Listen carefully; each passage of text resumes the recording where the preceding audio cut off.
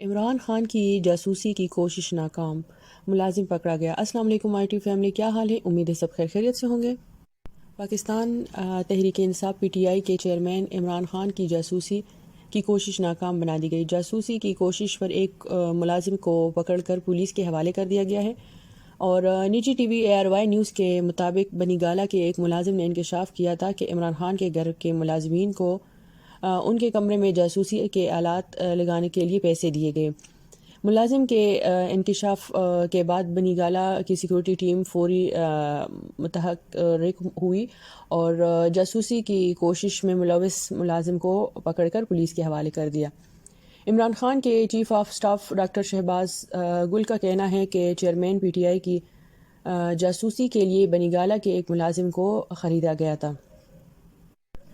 عمران خان کے کمرے کی صفائی کرنے والا ملازم کو باقاعدہ ٹریپ کیا گیا۔ اسے کہا گیا کہ اگر اس نے مدد کی تو کاروبار سیٹ کر دیں گے۔ اس کو بہت عرصے سے پیسے بھی دیے جا رہے تھے، جس کے بدلے اس نے عمران خان کے کمرے میں ایک جاسوسی کی ڈیوائس لگانی تھی۔